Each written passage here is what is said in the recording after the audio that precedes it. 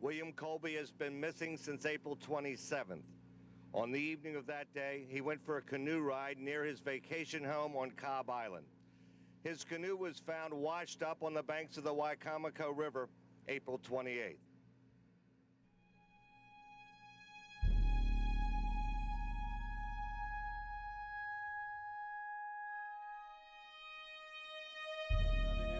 Continues today in Maryland for former CIA director William Colby. He is missing and presumed drowned after an apparent boating accident. Boating accident in strong currents or foul play. In addition to being a master spy, William Colby was an accomplished sailor.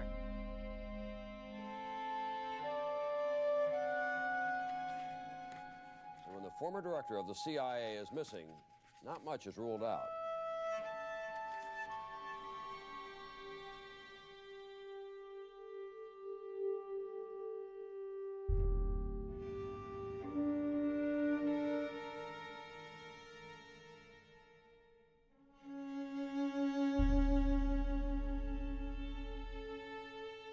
My father always had the same dark wooden dresser. Had some socks in one drawer, underwear in some drawer, and his shirts. But on the top drawer, you'd pull it out, and it was full of ribbons, bullets, passport, gun. What does he do? There have been allegations that this was an assassination program. I am against assassination. I think it's counterproductive, and I've issued directives against it. But I confess in the dark back reaches of my mind, I would have very cheerfully helped carry the bomb into Hitler's bunker out in Poland in 1944. My father, he was good at a lot of things, but he was very good at making war. December 7th was a beautiful Sunday. I was up bright and early making breakfast. I did happen to look out over Cocoa Head where I was living. These planes were coming by, and they were not planes that I recognized. The radio was on, Mormon Tabernacle Choir, and all of a sudden, a man's voice comes over, "The islands are under attack."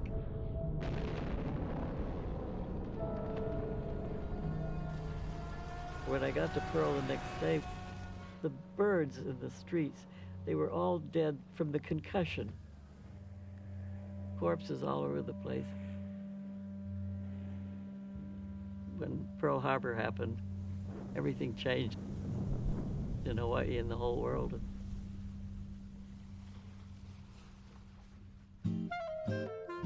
I met your dad on a blind date. He was in law school at Columbia. He went into the field artillery originally, but really wanted the parachute infantry. So he said that during a physical exam, he mentioned that his eyesight wasn't all that good, and the doctor said, as long as you can see the ground for jumping, we'll take you. And that's what he did. Your dad joined us at Area B1. He was artillery, I was infantry. Bill was out of those New England schools, and I was a Westerner. One day, a major from OSS asked us a simple question.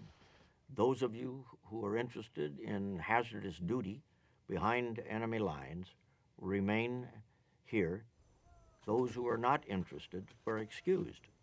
Well, most everybody left, but I thought that sounded interesting. That's why I was in a parachute regiment, I thought. Somewhere in America, the United States is developing hundreds of recruits for this specialized service. Handpicked, with the aid of Army and Navy intelligence facilities, the men are taken under guard to the secret training camp which is to be their home for the weeks to follow. This isolated, heavily wooded terrain offers an excellent proving ground for the student of guerrilla tactics. From the moment of their induction, the identities of the recruits remain a carefully guarded secret, which explains the use of masks in this film. From whence they came, or for what perilous mission they're being prepared, is the concern of nobody at camp. But all of them have this in common. They burn with a desire for vengeance, and they mean to deal it out as it was given, at close quarters with no holds barred. We had hand-to-hand combat training.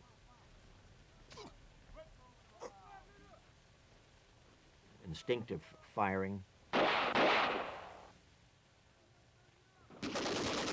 Limited amount of knife fighting. Demolitions. We had many courses in surreptitious entry. And we were all oriented on getting ourselves trained for this mission, doing things that would increase our survivability. Those days were filled with a sense of urgency.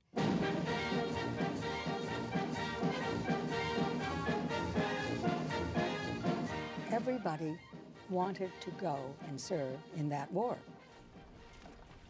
The men and the women had conviction that they were doing what was right to preserve precious values of humanity that were being violated. And off they went. We went together on a ship from Fort Hamilton, New York, to one of the ports of Glasgow. We learned from T.E. Lawrence's books. They would emphasize how important it is to know the local people, what their idiosyncrasies are, likes and dislikes, and above all, what are the taboos, things that you don't want to get involved in, so that you wouldn't give away the fact that you were an American so deep in enemy territory.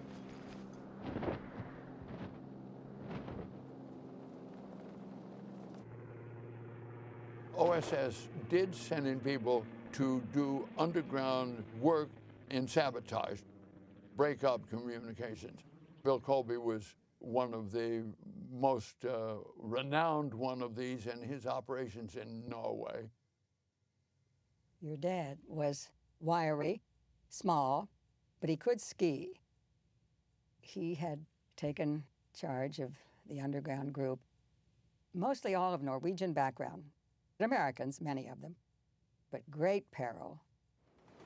Norway was occupied, and Germans were pressing from all sides. And the mission, well, the mission was very exciting. The mission was to blow up bridges and trains to prevent the movement of German troops through Norway. We were apprised of what was going on. We used V-mails. They were quick letters, some censored, I suppose. The mission was successful. Bill was Silver Star. The whole concept of special forces came out of these operations. That was the beginning of the ideal way of building a force inside an occupied country. My father was always the coolest character I ever knew. After the war, we used to go take picnics in France and say, this is where we jumped in, and this is the ditch where I lay in for 2 days while the Germans marched by. I remember asking him, why didn't you just shoot at the Germans? And he goes, there are only like 4 or 5 of us, 600 to 800 of them. They'd kill us all. He'd talk about the charge of the Light Brigade. 600 people racing into this valley, and I'd say it was a suicide mission. He said, yeah, but the glory of it all.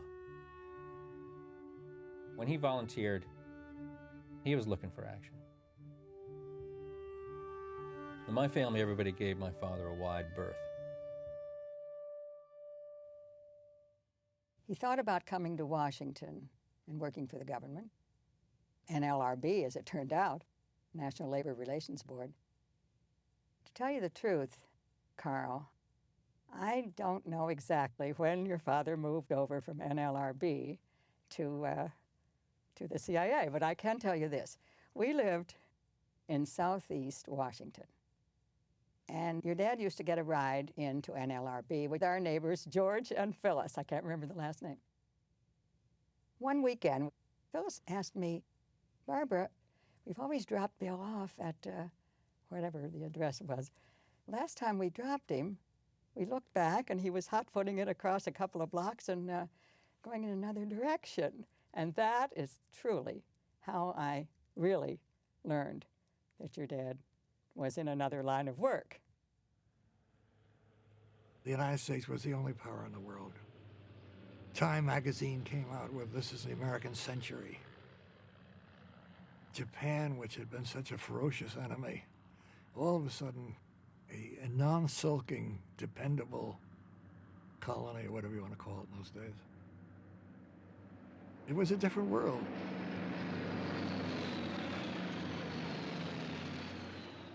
The CIA was considered a pretty good thing.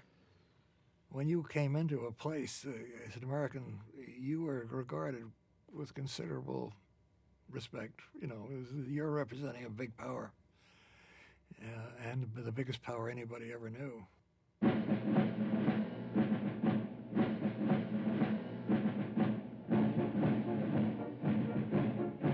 From Stettin in the Baltic to Trieste in the Adriatic, an iron curtain has descended across the continent. And so an iron curtain fell across Europe, an iron curtain dividing the free world from the slave world. In the 1950s, we had a contest going on. Who will dominate Western Europe? World War II ended with the United States planted firmly in half of Europe, with Europe divided at the Elbe, but with what was west of Elbe, politically and socially very vulnerable. 1950s was a time of really serious political contest over the future of that portion of Europe. At the end of the war, Italy was almost destroyed. The industrial potential was down, and political situation was very bad. The Communist Party was huge and well organized, the largest communist party in Europe. The American government was concerned how things they were going in Italy, and your father was sent there to be responsible maybe of the largest operation that CIA has ever done before. They have to verify that the operation to restore Europe was going smoothly.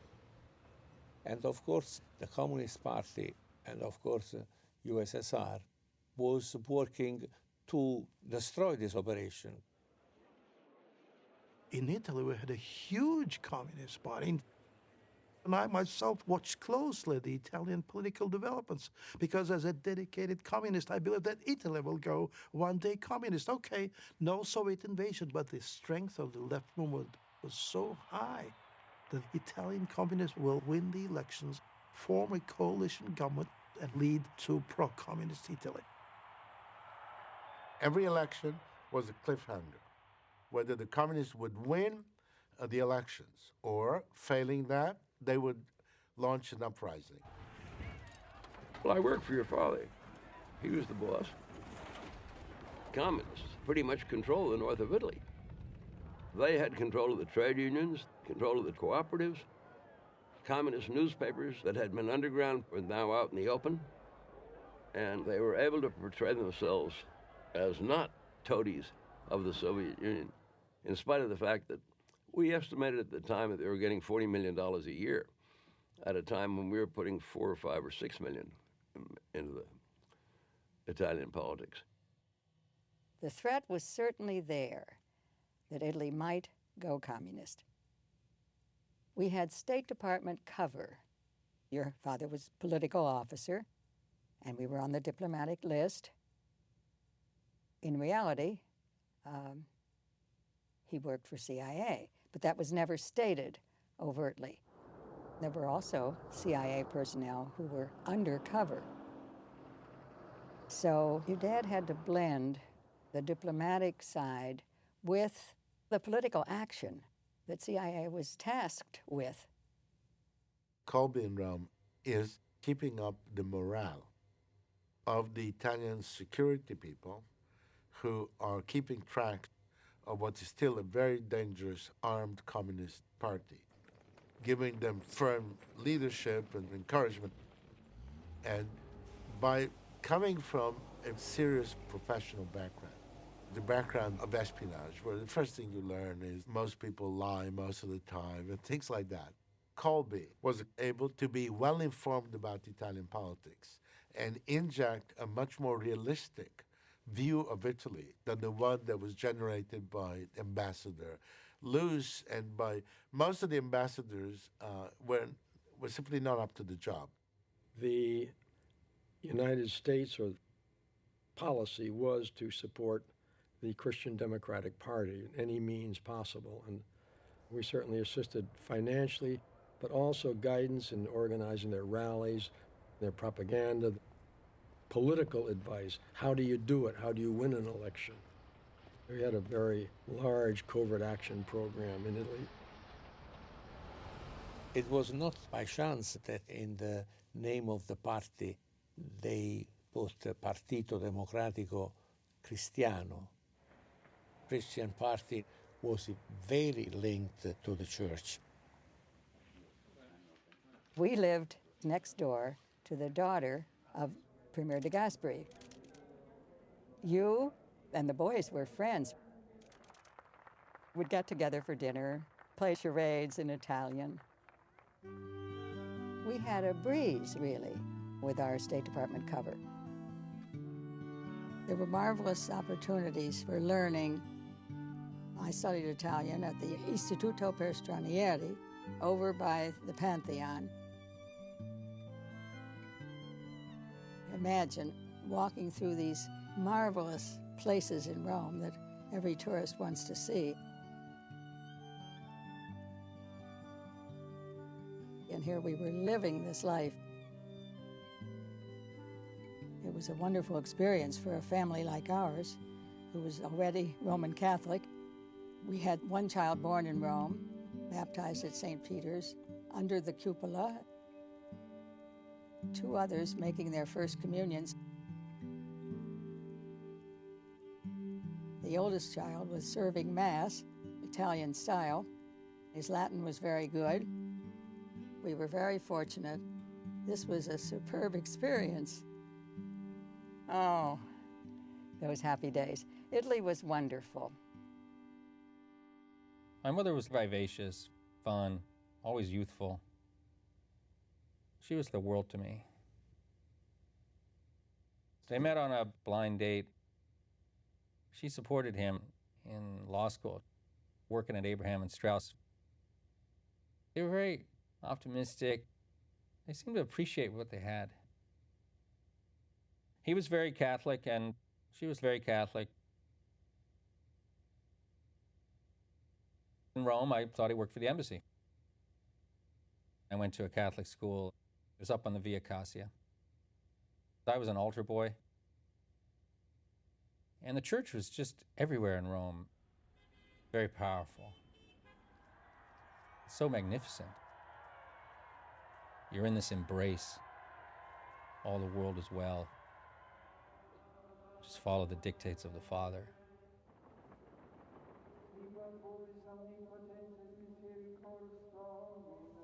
Monks would come to the house, Franciscans with their brown robes, sandals, and the big rope.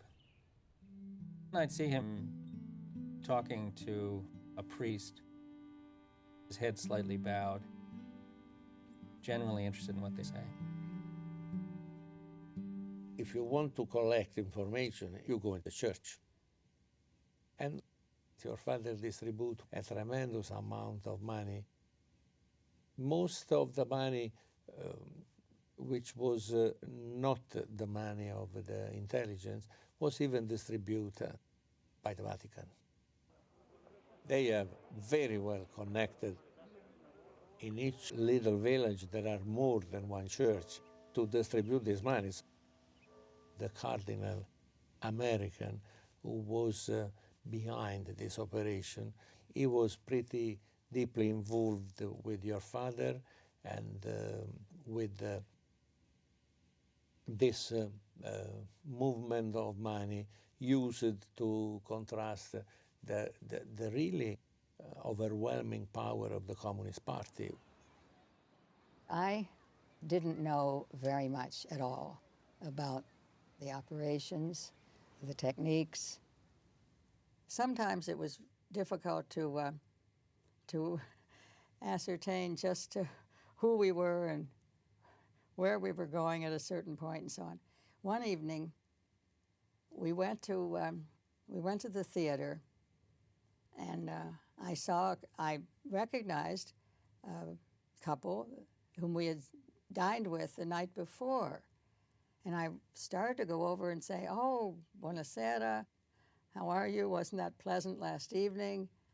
And my husband took me aside and said, "Shh, quiet, quiet. We don't know these people. We don't know these people." Well, we did know these people.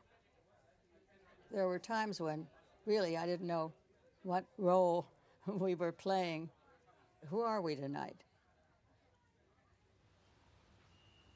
We'd go somewhere, family trip on the weekend, picnic basket in the back, and he'd meet somebody, have a conversation, deliver something.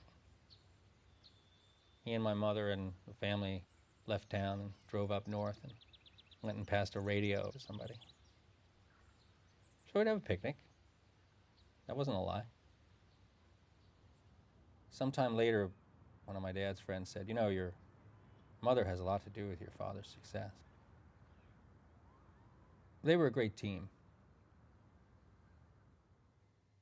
The family wasn't always let into this world of his.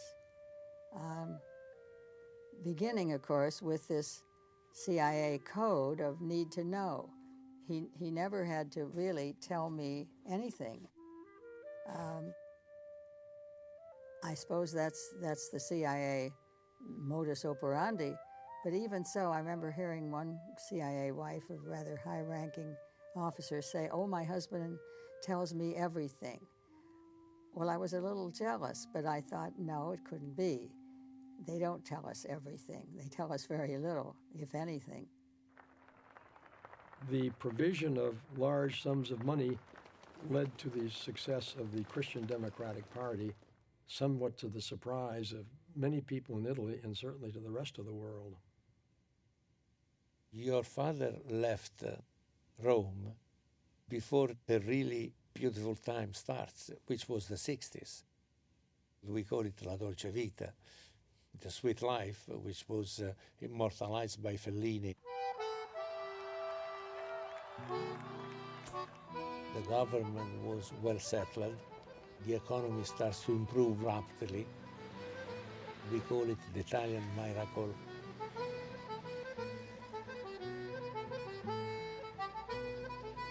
As much the economy grew, as less the Communist Party became. All the effort they have done to destroy Italian economy was mitigated by your intervention, I mean American.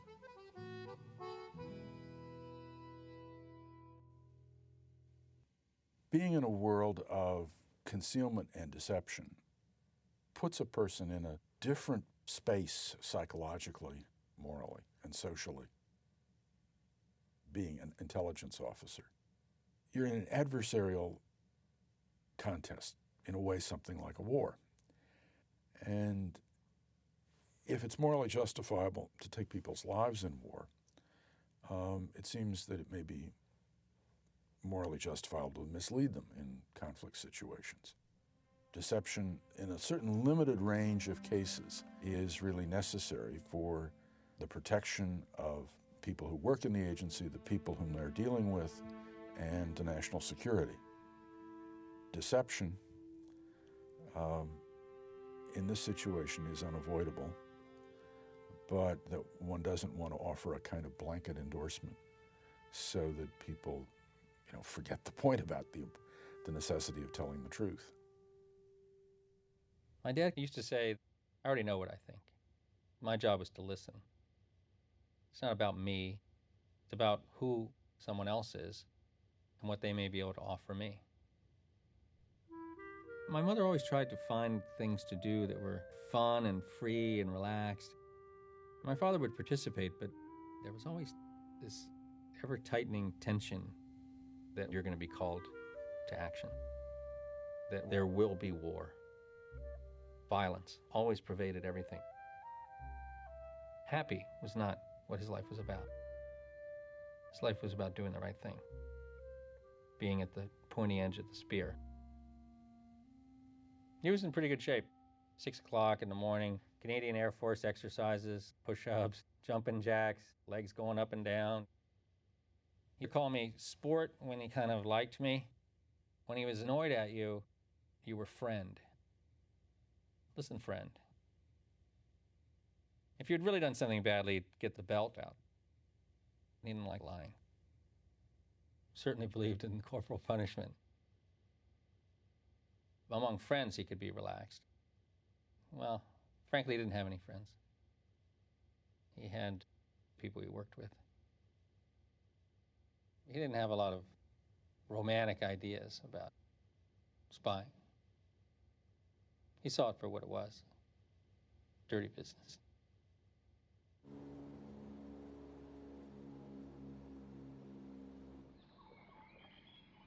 In 1959, we arrived in Vietnam. This was barely 5 years after the fall of the French forces.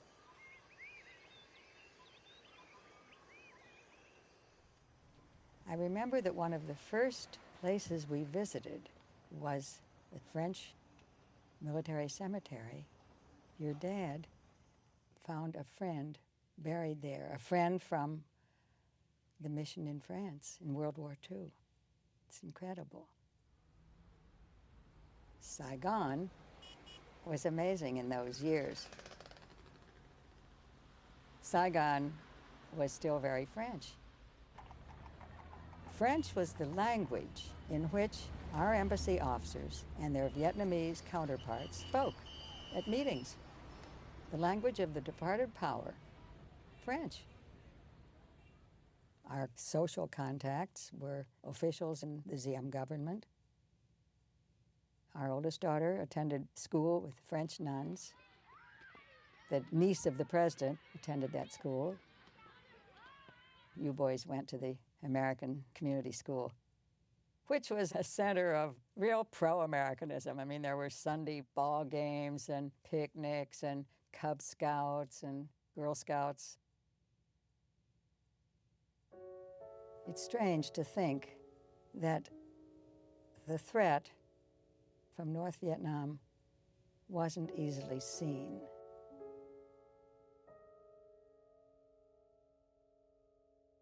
Your dad came in to take over the station from a guy who wasn't suited for dealing with the Vietnamese at all. The Vietnamese were completely disorganized and disheartened because the Geneva Accords and the ceasefire agreement had been signed without their participation. They had no say in it whatsoever. And all of a sudden, their country was being divided in half. The communists took over in the north. You had the refugees coming out of the north. You had the Vietnamese army deserting in the north. Some of them were coming south. The French were terribly bitter and downhearted. They were losing Vietnam. When the Diem government was established, you didn't have much of a civil service. And you certainly had very little administrative capability out in the provinces. This left a security vacuum in the countryside.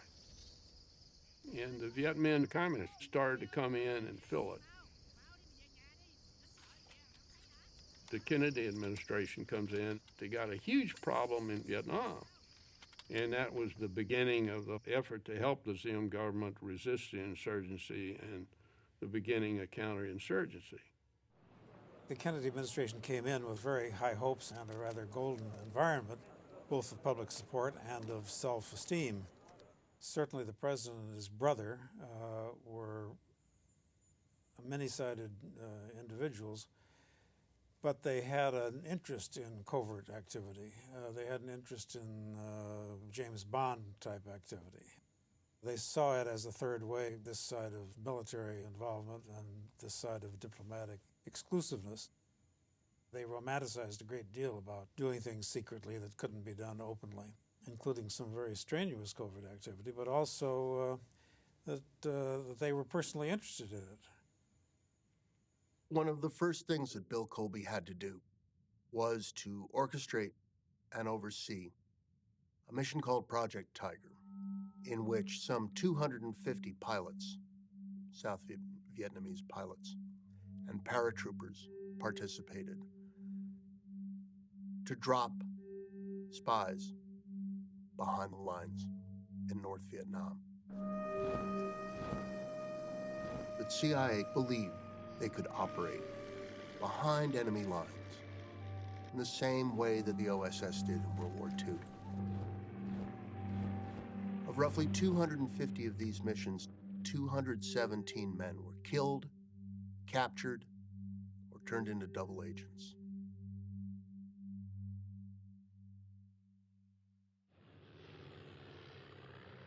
I was part of the first group to be trained in counterinsurgency. When we graduated from the training, we all got taken to the White House and we shook JFK's hand. It was very impressive. Walt Rostow was around and he coined the phrase infrastructure, and we have to build up the infrastructure in South Vietnam. And so we all sort of saw it as a new crusade. We had to defend South Vietnam against the North Vietnamese. Otherwise, the entire region was going to fall to the Soviets and the Chinese.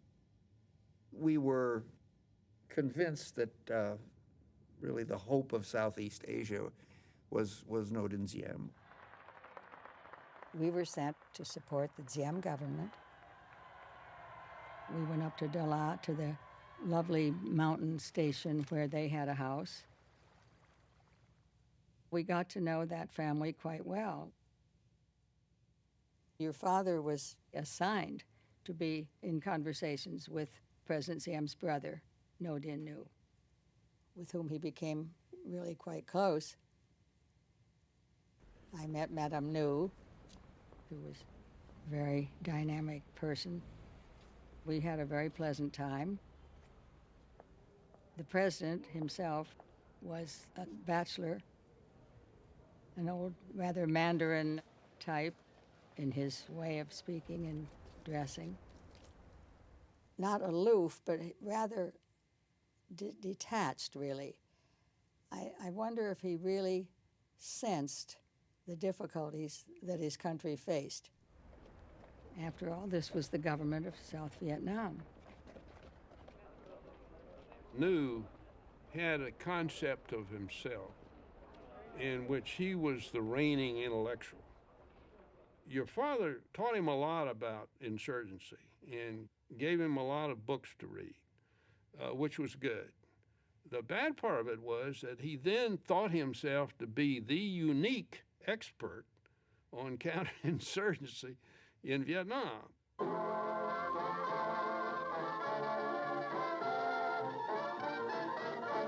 We are building strategic hamlets to bring peace throughout the country.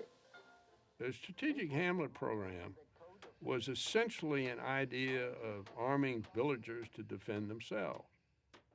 Nhu considered himself the father of the Strategic Hamlet Program, but in the initial phases of the program, villagers weren't paid for relocation. They were forcibly relocated, and a lot of them were very unhappy with this.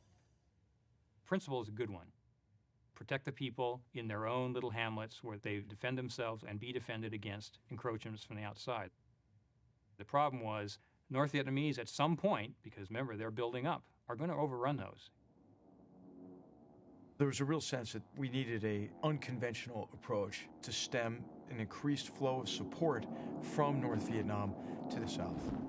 The decision in 1961 is to not introduce U.S. combat forces into South Vietnam, but to dramatically increase the advisory effort to the South Vietnamese armed forces.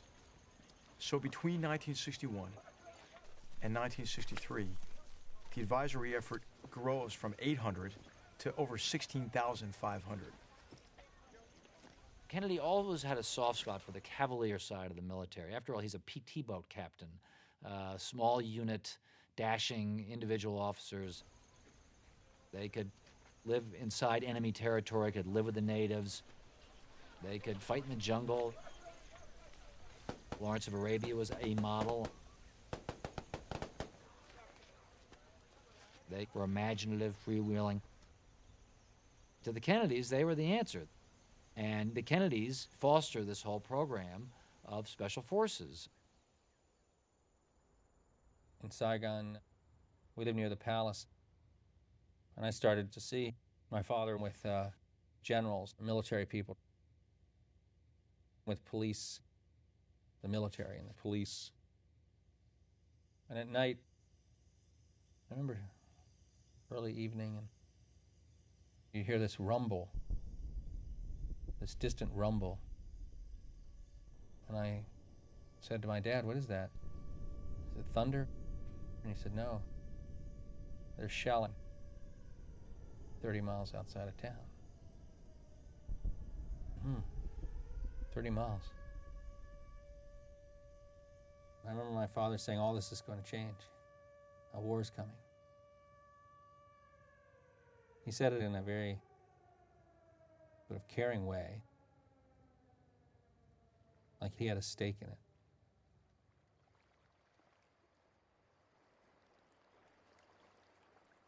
We left, as you know, in 1962, just as the military buildup was starting. Your father received a promotion to be head of all the CIA operations in the Far East. We returned to Washington, and President Diem asked us to come and have a visit before we left. This was when we were getting ready to depart. And we did. We visited at the palace. We sat there with the president. It was a memorable time. There was really not much political talk, but yet there was a feeling that things were not going well in that country. But the idea that we were visiting with the president and having his gratitude for what Americans were doing is a memory that I won't forget.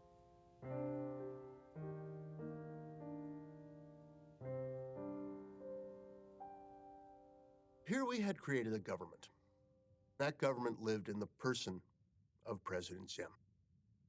We had helped install him in 1954. We had tried to create a political culture around him that had the appearance of democracy.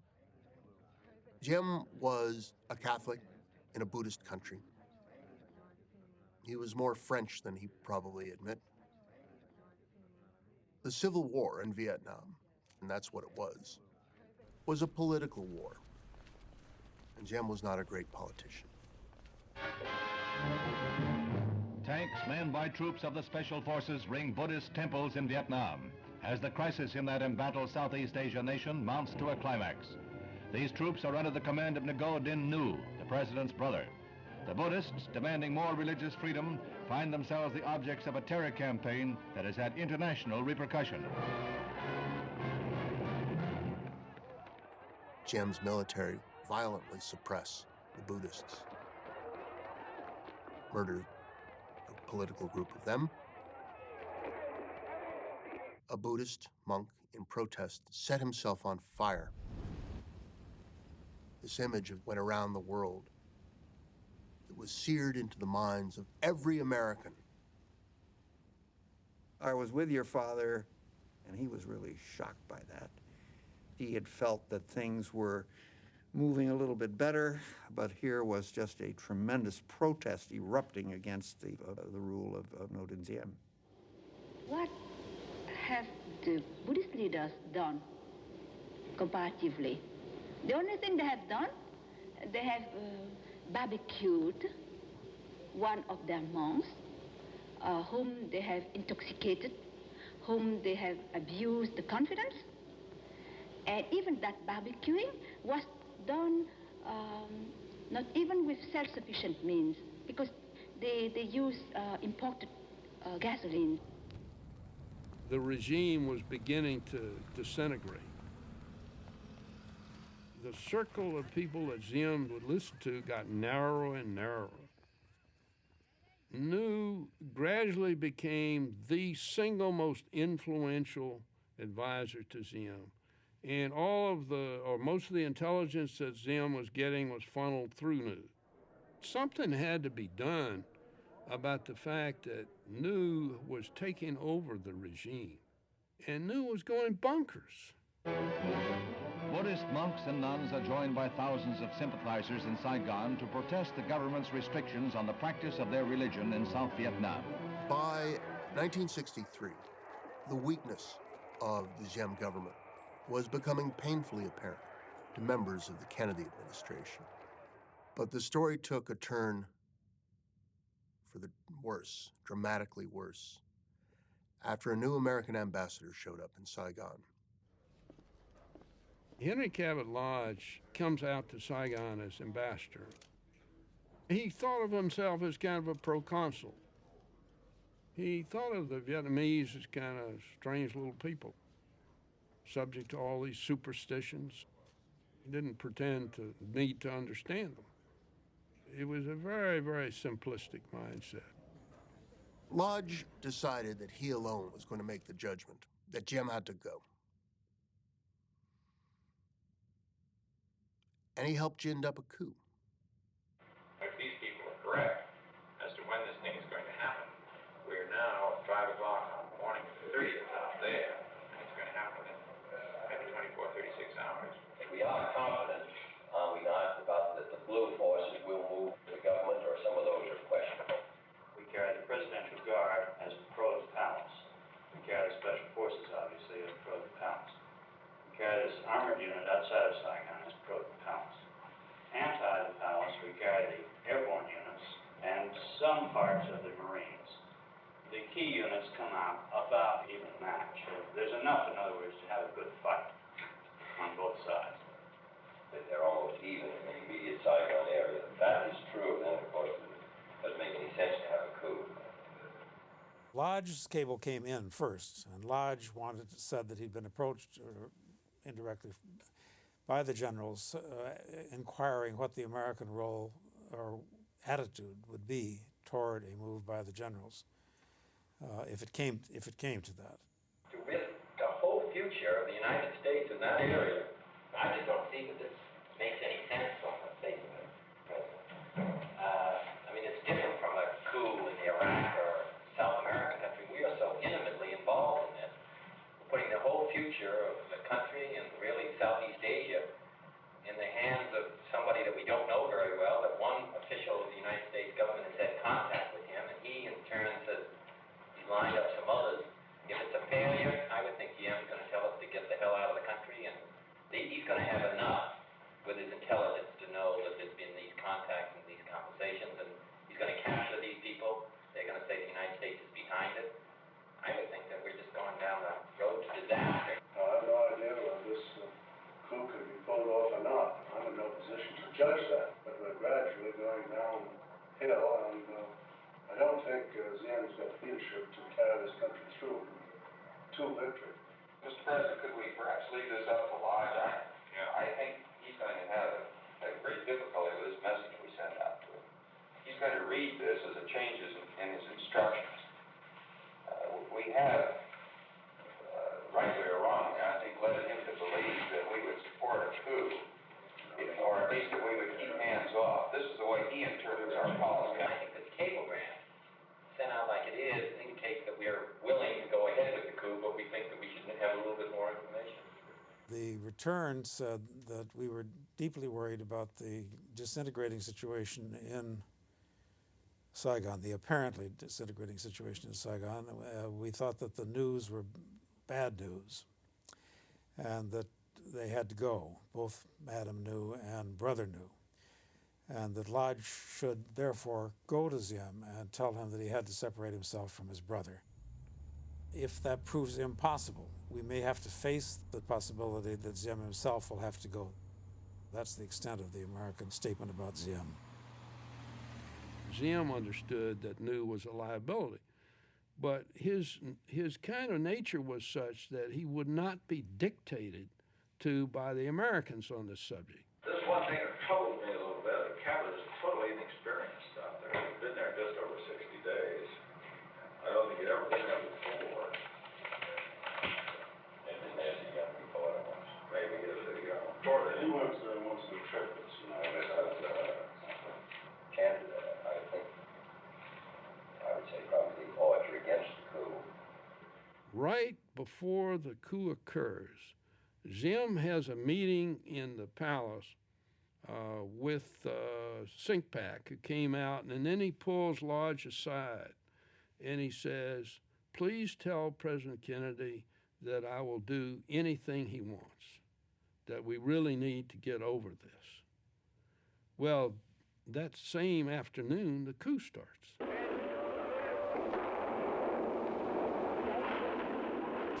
We thought that the president himself had ordered up a coup.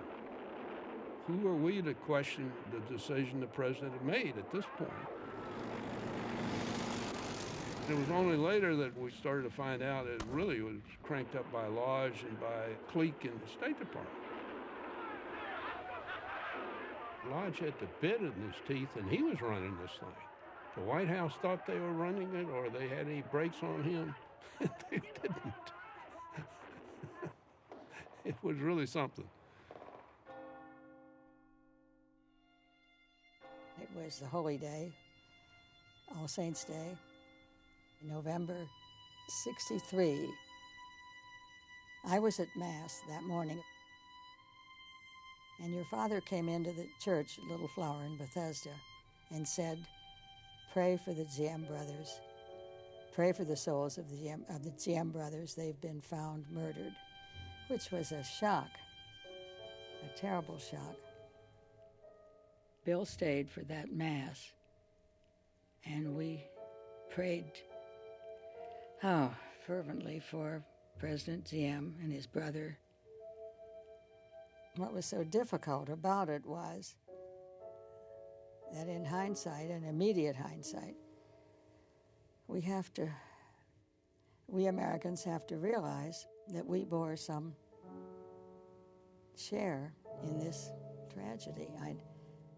Not personally, but somehow things went wrong somehow.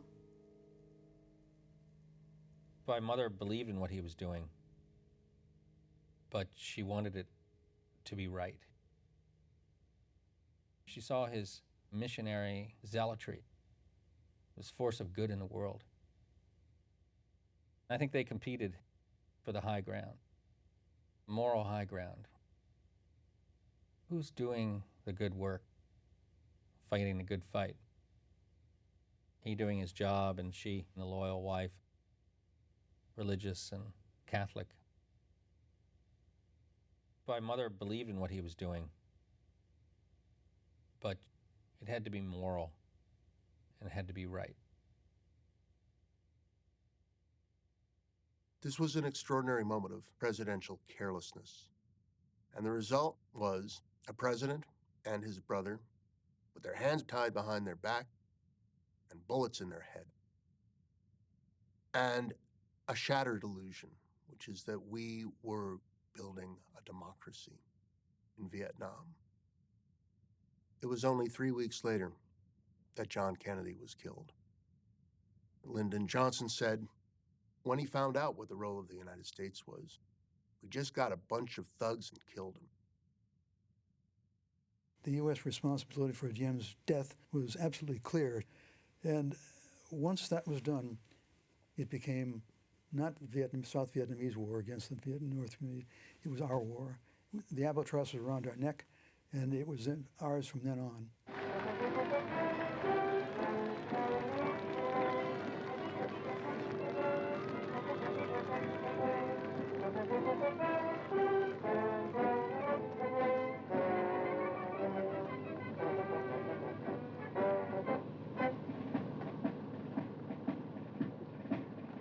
The Americans, when they go into a country, are trying to do something rather different from European colonialists. They're not going in there to seize assets or to strip value out of a country. Americans do genuinely feel that when they gird themselves up and go around the world, that they're on a mission of bringing providence to bear. They're going in there for what they perceive as the good of the people they're trying to help. They therefore feel that the local people will think that this is a gift that they're bringing, and why on earth would local people look a gift horse in the mouth? Local cultures count. Bombs and that sort of thing are powerless against local cultures. The early experiments of civilian irregular defense groups to provide security to the villages started by William Colby in conjunction with U.S. Special Forces showed great promise. But the American Army was disappointed that Special Forces were not being used in an offensive role. They were providing security to the population, not going out finding, fixing, and finishing the enemy. And so we stepped away from that very promising experiment, and we moved to a very conventional war. Here's headline news. Good morning. President Johnson held a news conference last night, said, among other things, that if more American troops are needed in Vietnam, they'll be there. We overwhelmed the country with that large a force. Imagine what would it be like. I'm sitting in Lincoln, Nebraska, and all of a sudden comes these people. I don't even know who the hell they are. They're taller than I am. They're noisier than I am. They got a much different culture, much different religion. I mean, the religious differences are huge. You're violating cultural taboos almost every step of the way. It's shockingly disruptive and offensive. And the paradox of that is we then provide the political ammunition that the opposition needed. Provide them many opportunities for saying, see, this is why you want to get the Americans out. Your father was quite upset by the disruption that occurred and the difficulty that attached to the effort as a consequence. He certainly was not one who was in favor of turning the thing over to the military. Never had been. But when the decision was made, he went along 100%.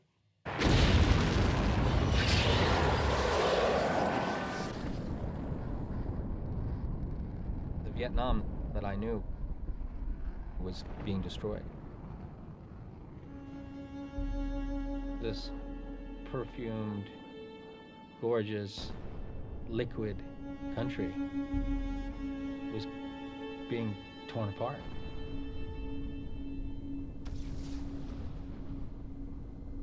It was going to be gone.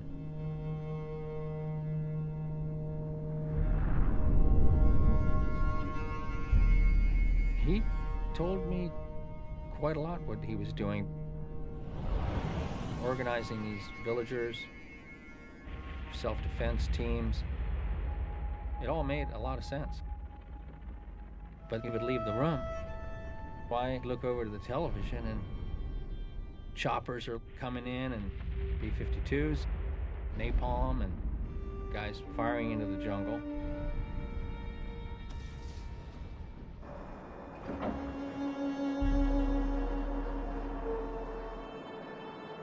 Towns and fishing villages that I'd been to would pop up. It was like out of a movie. Like, God, look what happened to Nha Trang. Remember an airfield there? Where all those bases. It was like that was a different war. It wasn't the war that my father was fighting. He was fighting a completely different war.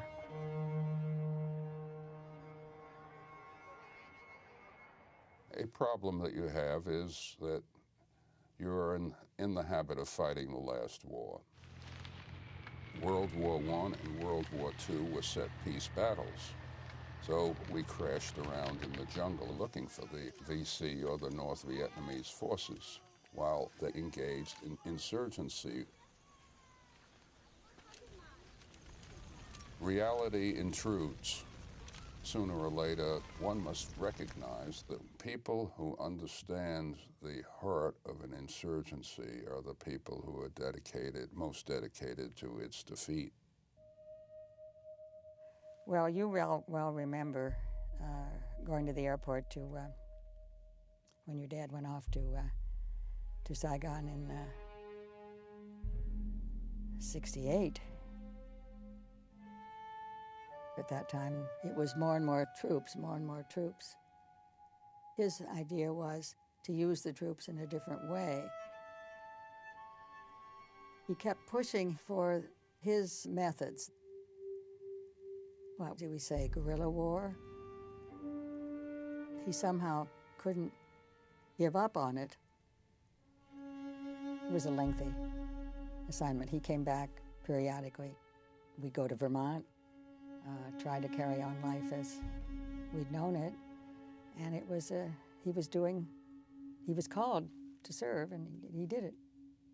He did it capably. When it comes to long separations, my mother was on loose ends. She lost the center out of her life. It was very hard for her. A year or so into his being there, my sister Catherine became ill. She had had epilepsy since she was a child. Terrible seizures. She developed anorexia nervosa. It was awful. My mother took on the suffering of my sister. She would make it go away for my father. It couldn't be any other way. Everything for the mission. And I remember I looked over at her one evening. She was writing him a letter, I think, in Vietnam. I saw that she was a woman, not just my mother. She was lonely. She hadn't signed up for this, but she did it. A warrior, what my dad was. He liked being in the fight. I thought he was the most capable guy they could have. If anybody's going to do that job, he ought to do it. He could do it. He wasn't going to complain about it. Matter of fact, he wanted to do the job. Ignatius had a vision of his people going anywhere in the world for the good of souls, as he put it. In Jesuit culture, there's a lot of respect for autonomy, the autonomy of the person, and for the way in which God works on the person individually. One can influence people and persuade them in certain directions, not by what one says, but just to observe what Ignatius calls the movement of the spirits in the person. Letting them do the talking, asking the occasional question, and integrating what they're saying into the overall story of their lives. One does not need to have a heavy hand telling people what to do. It would be a presumptuous director or priest who would simply say, God tells me what you ought to do.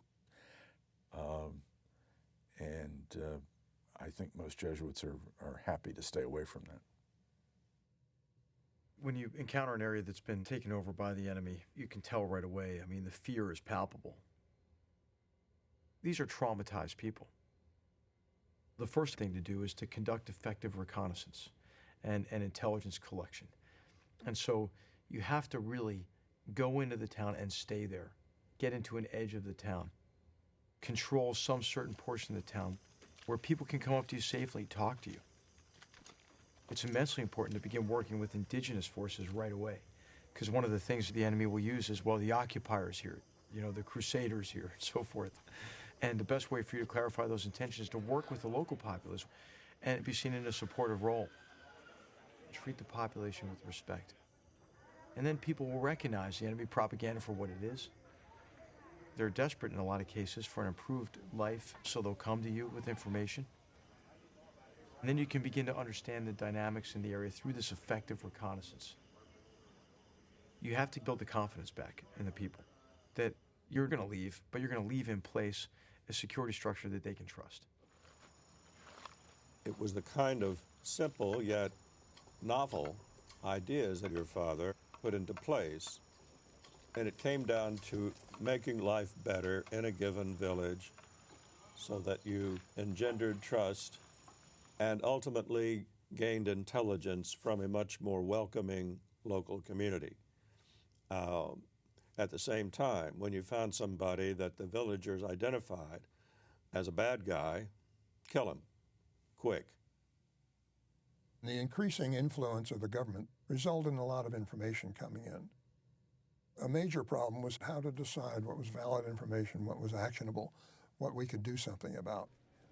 The Phoenix program was an effort to bring together various disparate elements of the intelligence gathering organizations and take action to neutralize the bad guys as a consequence of that information. This was a major effort that your dad instigated.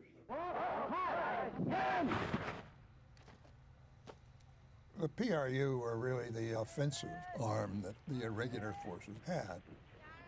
Often they were former VC themselves who were reconfigured to work for the government. They had a very, very effective ratio of losses to those that they captured or killed. For every PRU that was lost, why they neutralized, killed, or captured 67 VC. I remember once talking to him about the PRUs. These were former Viet Cong who were hired and paid by the agency to go out and go into VC areas and counterattack and kill who was ever there.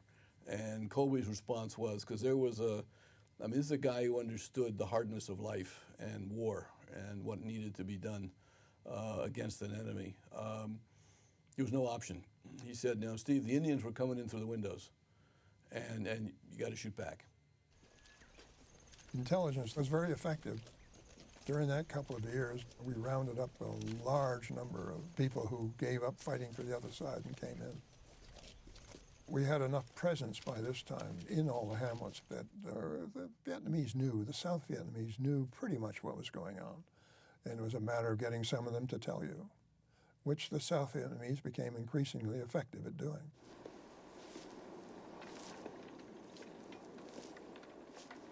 The Phoenix program was intended to root out the infrastructure of the VC North Vietnamese, to gather intelligence where the insurgents were located, to cut them off, to take their supplies away. They never had too much in the way of supplies, and to destroy, in effect, the infrastructure of the insurgency.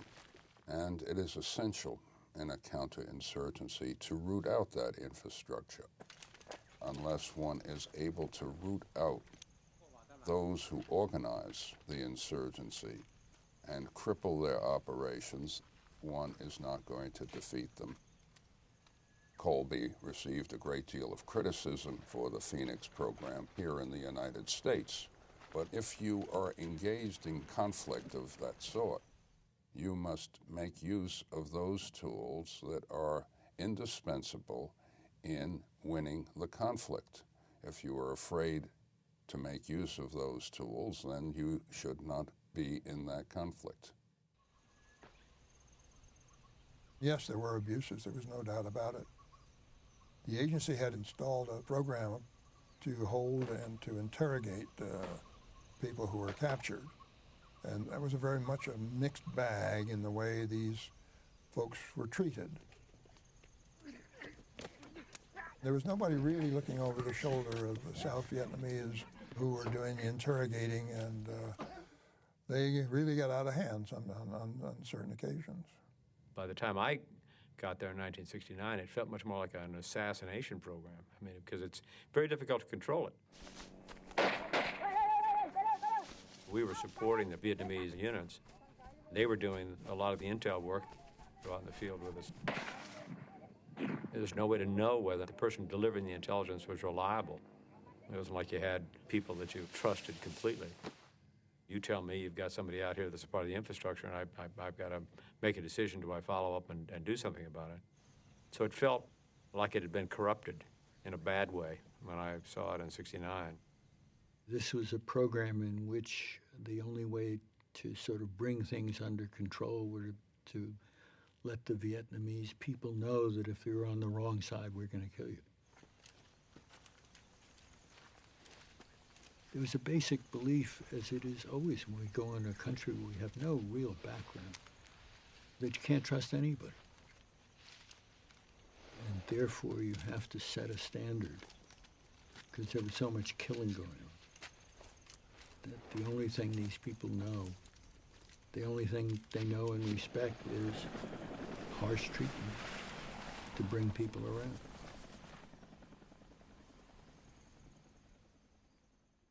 We always presumed that whatever he was doing was always for the good. Never anything wrong. Here was those posters all over town with the ace of spades, comparing him to Heinrich Himmler, responsible for the deaths of 29,000, 30,000 people. Thousands of demonstrators opposed to the Vietnam War assembled in the nation's capital for a mass protest.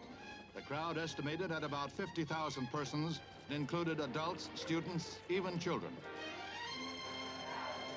People would turn to me and say, you know, your dad was a murderer. My immediate reaction used to be, you don't know what you're talking about. And then I'd find myself thinking, was he? Well, who was he really? It was tough on my mother. She became more and more isolated. A good part of her crowd in Washington, some CIA people, were starting to turn against the war. And she's being the loyal wife. She was a good woman. I don't know if the truth was really what we were after. We were maybe afraid of the truth.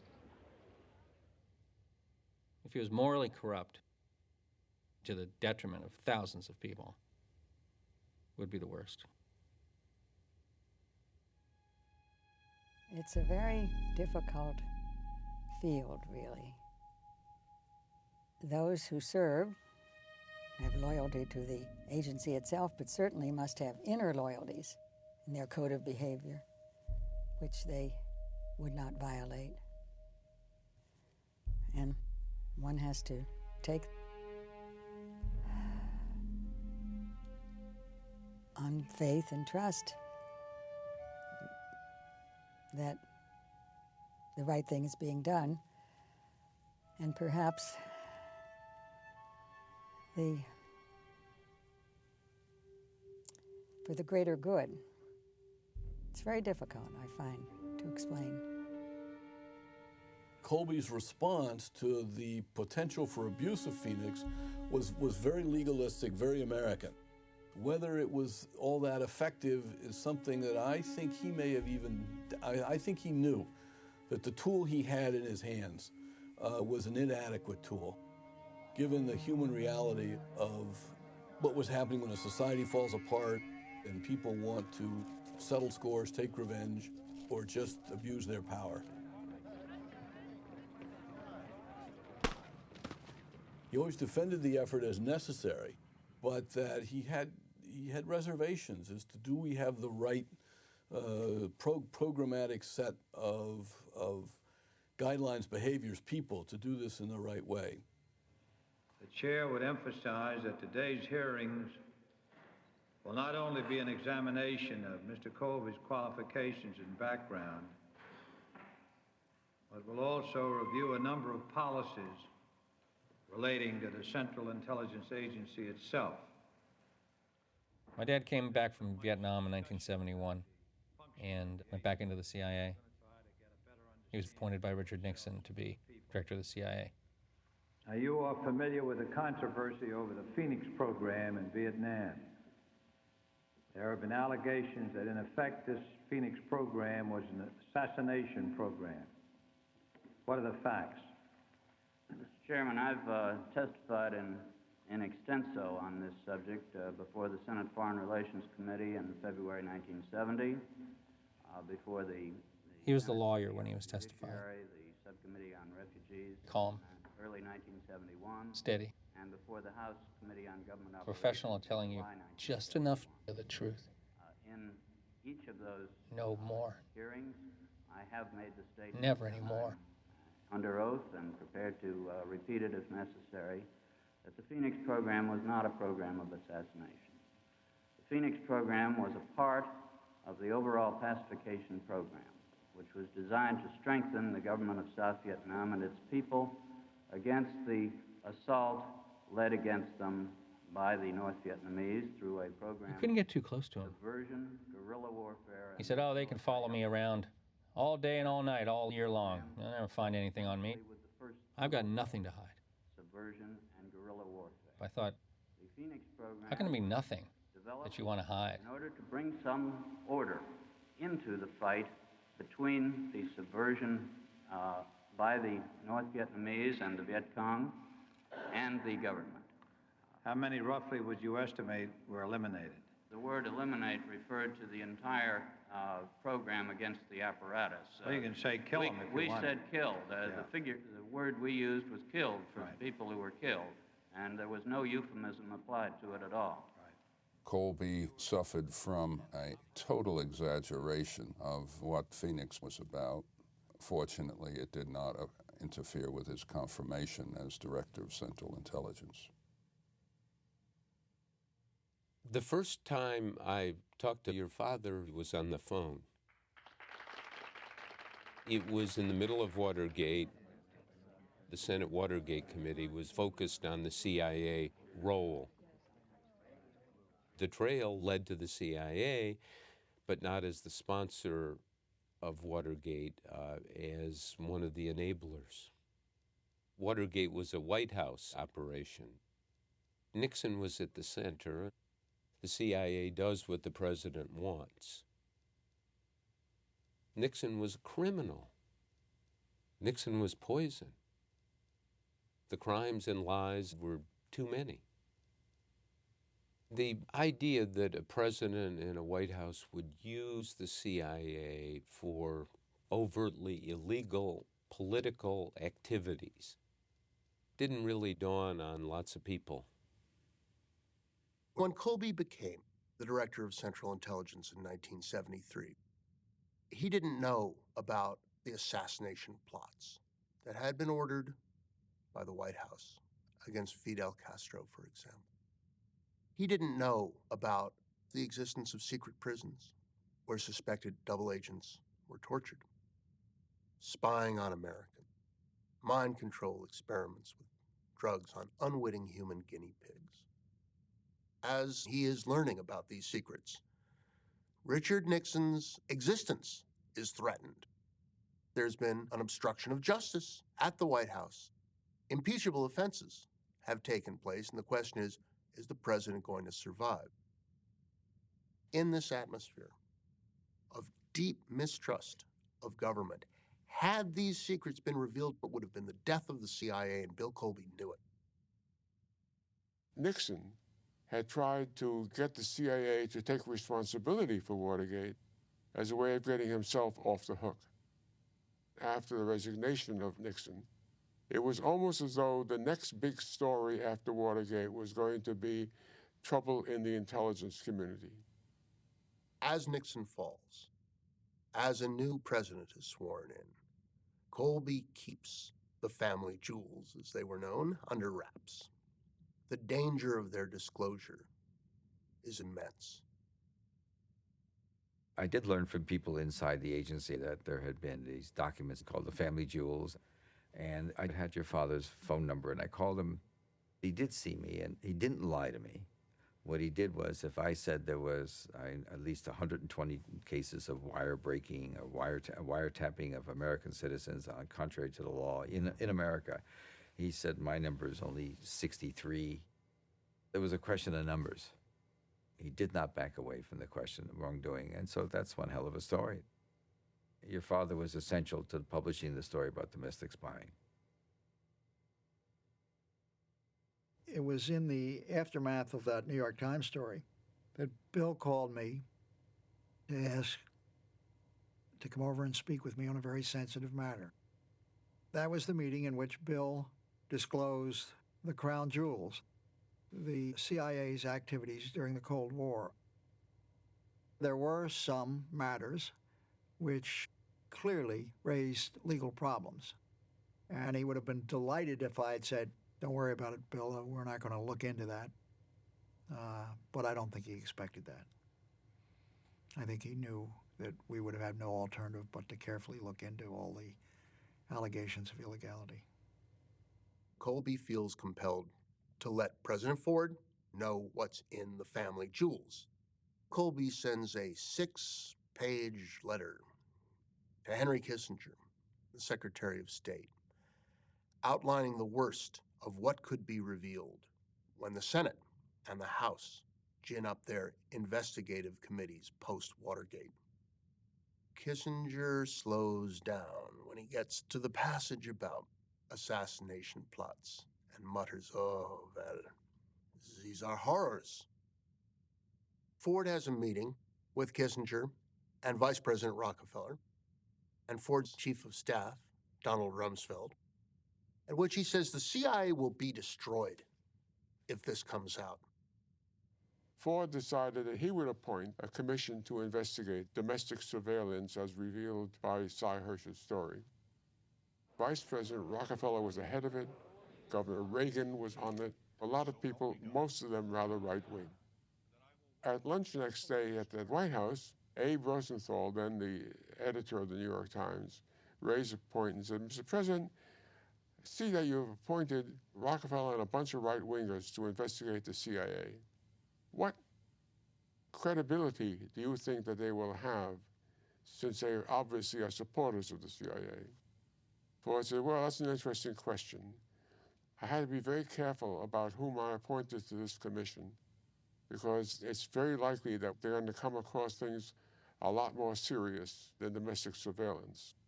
Abe says, in his inimitable way, Abe says, "Like what?"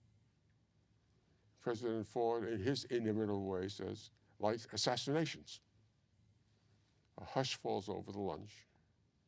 After lunch, the Times people went to the Times office. Big question, what do we do with what we heard? They went back and forth. Finally, the publisher, Sulzberger, said, "This was a social lunch. The president obviously misspoke. He should not have said that. So we're not going to do this story." And that was the end of it. But it wasn't the end of it, of course. President Ford has reportedly warned associates that if current investigations go too far, they could uncover several assassinations of foreign officials in which the CIA was involved. When this burst on the scene with some of the more colorful stories that came out, it was really a witch's cauldron that was brewing. So I was all for the president using all the executive authority that he could to contain this problem. It isn't just assassinations. It's the whole area of activity of government covered by a cloak of excessive secrecy.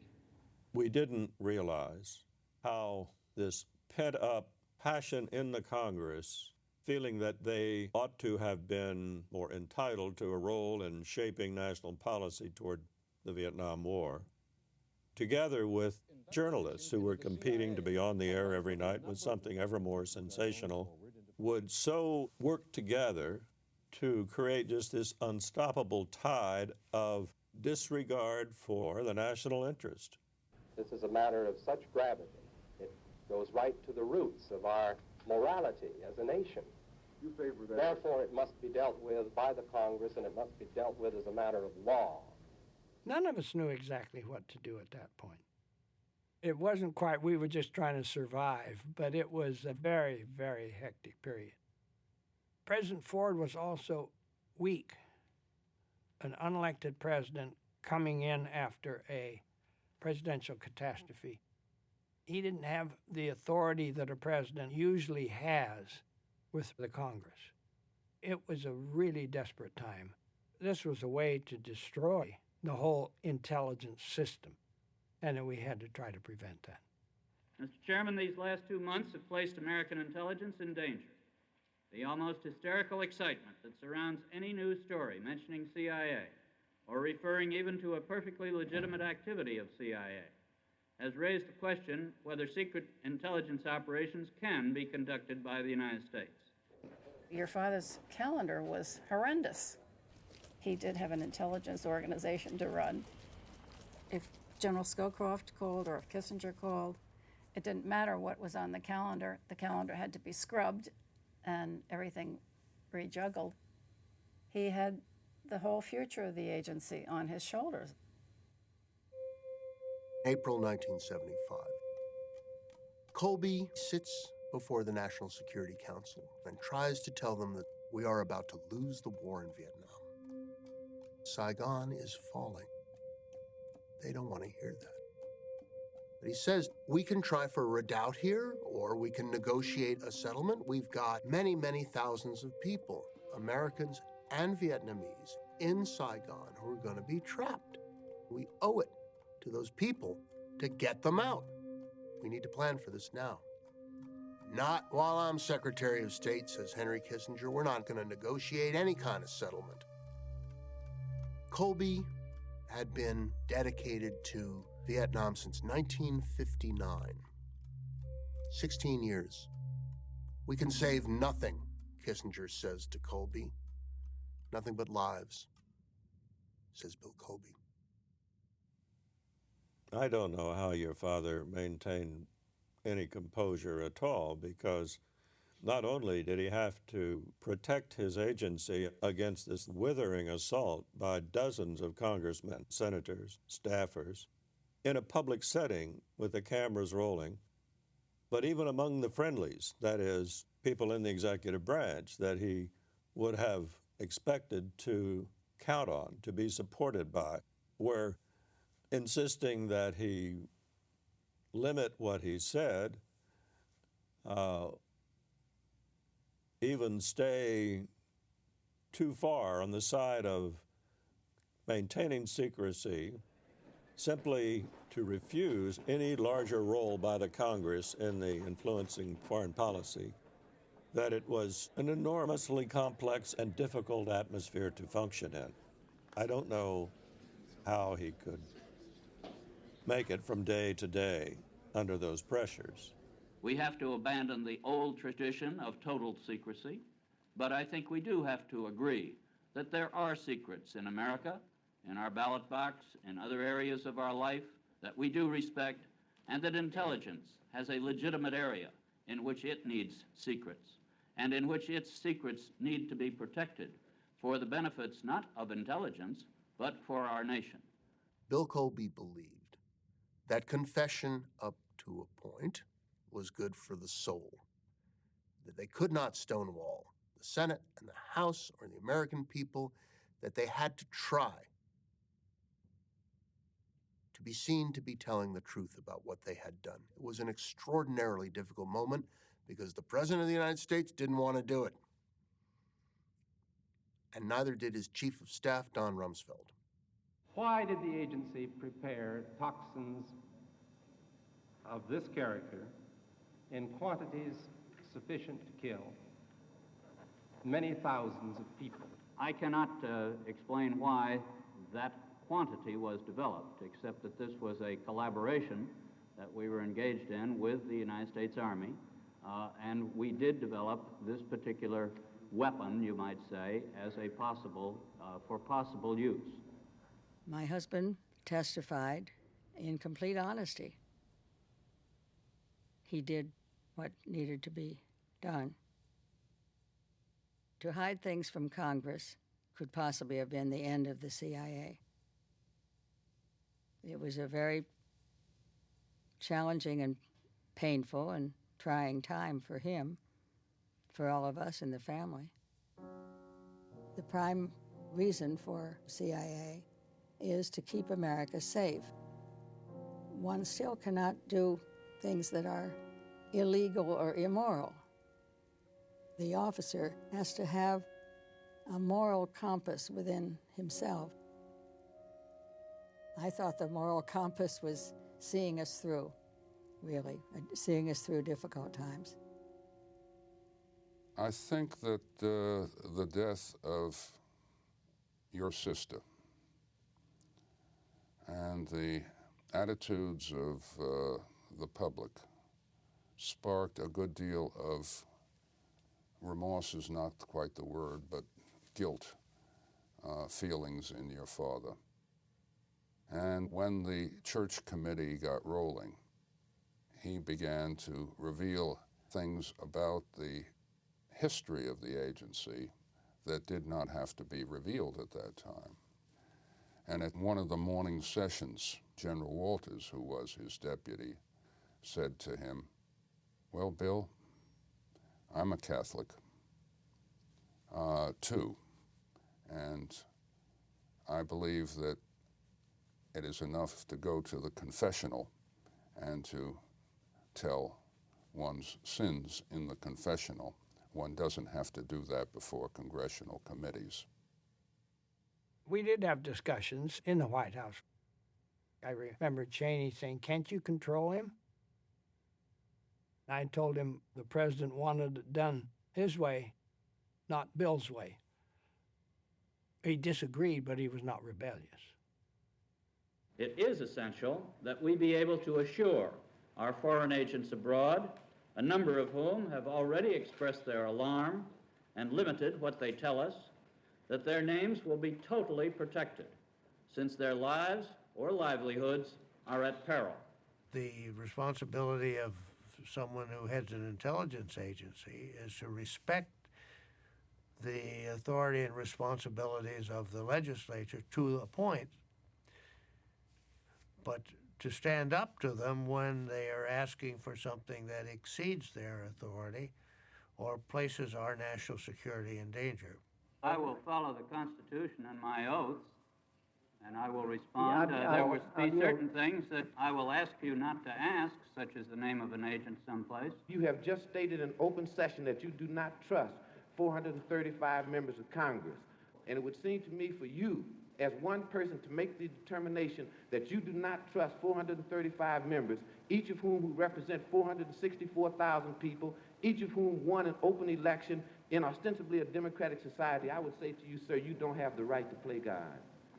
Mr. Dillams, I am not playing God. I am only enforcing the laws that the Congress passed and the directives of our government to protect some of the necessary secrets of the intelligence business, to protect that very free society that both you and I want to protect.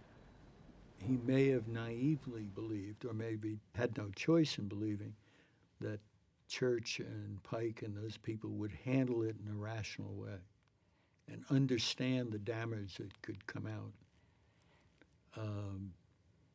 And I think in that case he was mistaken. There was just too much public clamor when there was disbelief all over. People were looking for ways to attack, and so not only what he delivered became a target, therefore the agency, but then he became a target. It's the way Washington works. People don't like failure. Would you just tell me why that letter has to be top secret? Because it includes with it, as attachments, a number of top secret documents. Why can't I show that letter to anybody I want to? I would be glad to review this, and if you want to release this particular letter. I don't want you to release that letter, Mr. Colby. I have lived with this for 14 years. I have drowned in pieces of paper stamped top secret that had no right to be stamped top secret whatsoever.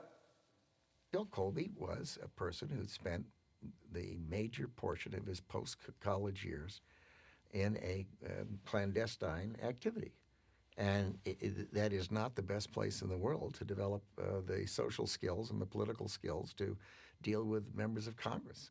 I don't think that there should be this kind of surveillance that interferes with First Amendment rights. To impinge upon the rights of American citizens where there is clearly no reason to do so. My Constitution didn't say anything about assassination, wiretapping, abusing private citizens' right to privacy. I am trying to articulate the way in which we Americans can gather together to control this, to supervise this intelligence business, but not to destroy it.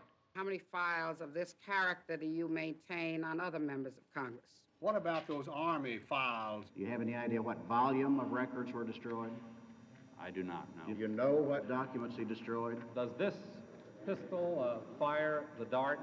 Yes, Mr. Chairman. What disciplinary action has been taken? No agency has the right to rise above any other agency. Don't you think that's an exceedingly loose way to run an agency, particularly the CIA? Well, we're going to try to run it tighter.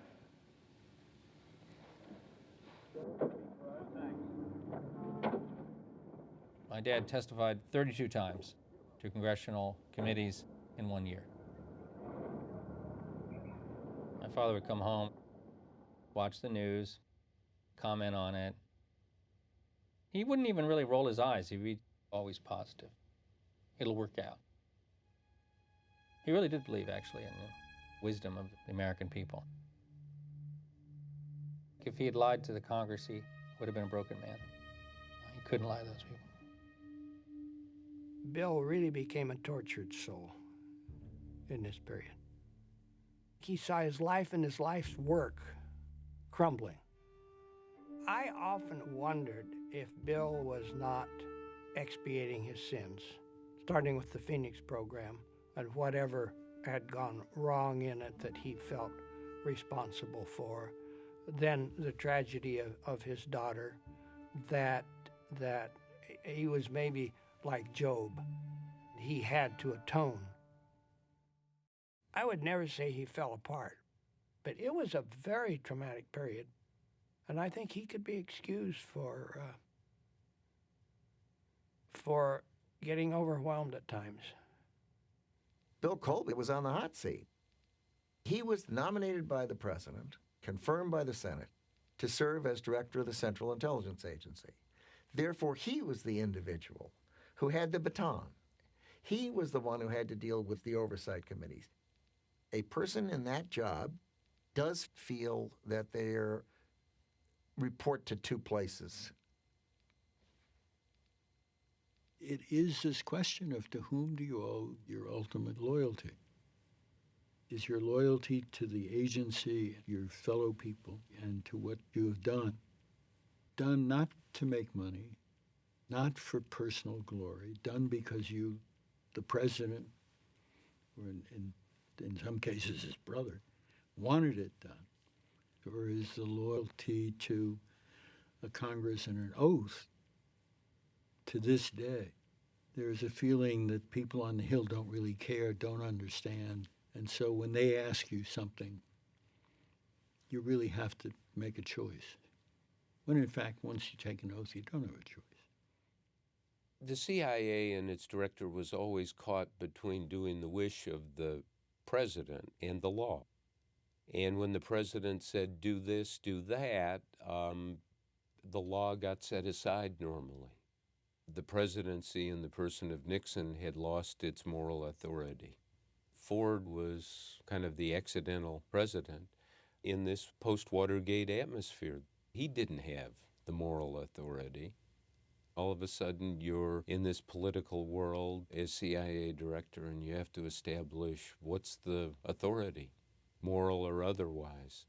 And Congress, under Article 1, has this incredible authority over even the CIA.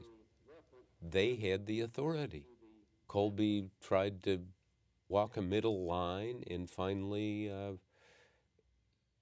really acquiesced to the law.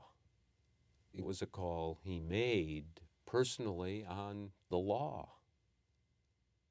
Trust, as David Abshire has said so often, is the coin of the realm. And the most important ingredient, the oil and the glue, is truth. Truth builds trust. We are empowered to go out and engage in activities in which deception is appropriate. And we have to remind ourselves, however, that we do not lie to each other, and we do not lie to the officials of our government who have a right to know. Whatever you think about Bill Colby and the way he handled it, he was tarnished by his incessantly being called up before the Congress over and over and over again. He had lost any ability to manage either his agency or his relations with the Hill. He was a spent force. And it was almost an act of mercy in a sense to end it, because he was really a tortured soul. Morning, Mr. Colby. Did this come as a personal disappointment to you that you are being requested to resign? Oh, no. As I said, I've anticipated a change, and if that's better for their business, well, that's fine. Mr. Colby, looking back at it now, do you wish maybe you'd taken a firmer stand with some of the committees in Congress and perhaps not given them quite as much information as you have? Would you do it differently? I don't think so. I think the best way was to get rid of the past and transition into a future, intelligence under the Constitution and in the new structure. What is your projection for the CIA? Would you have any for a successor based on your own experience? Oh, I think as you know, I've often said that an outsider would be appropriate for the job, and I think that makes sense still. Can you tell us anything I think it about shouldn't how... be a partisan political figure, obviously. I consider myself fortunate indeed to have been confirmed for this challenging job. I want this job. I want to do it well, and I'm proud to be a part of the CIA. Thank you very much.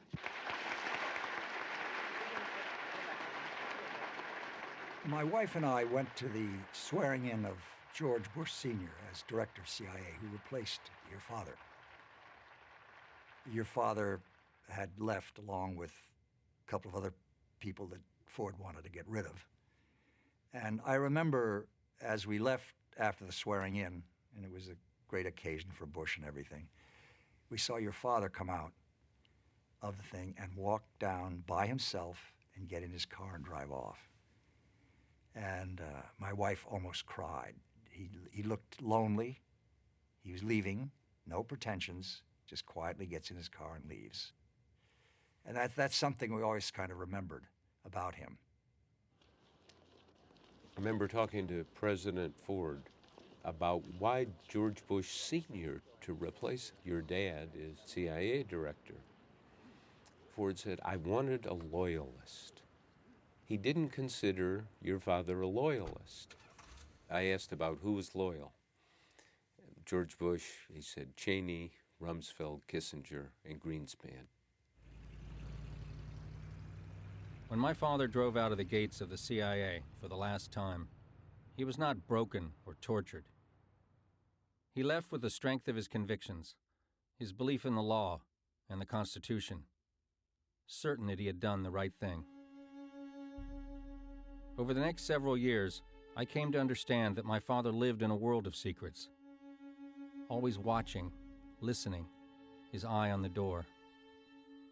He was tougher, smarter, smoother, and could be crueler than anybody I ever knew. I'm not sure he ever loved anyone, and I never heard him say anything heartfelt. By the time I turned 30, I came to understand the man that nobody knew, or at least I thought I did. When he said, I want a divorce, I was really knocked over, really surprised and shocked. I said, but we're Catholic, we don't believe in divorce. So there goes the Catholicism? I mean, I don't know. He was a dedicated public servant who gave his best to his work, and I think we had a good family life as long as it lasted, and I guess I would say he was a complicated person whom maybe I didn't know as well as I would hope to think I do. My father was a soldier. He jumped out of airplanes. He lived to serve. Before he left on his last mission, he wrote a couple of books and married again. 10 years passed. One night, he fixed his favorite meal and had a few drinks. Then he got in his canoe and disappeared. His body washed ashore 9 days later. Foul play was suspected, but I knew otherwise. He'd called me 2 weeks before he died, asking for my absolution for his not doing enough for my sister Catherine when she was so ill. When his body was found, he was carrying a picture of my sister in his wallet. The coroner's report listed the cause of death as drowning, brought on by a stroke or heart attack. Call it whatever you like. I think he'd had enough of this life.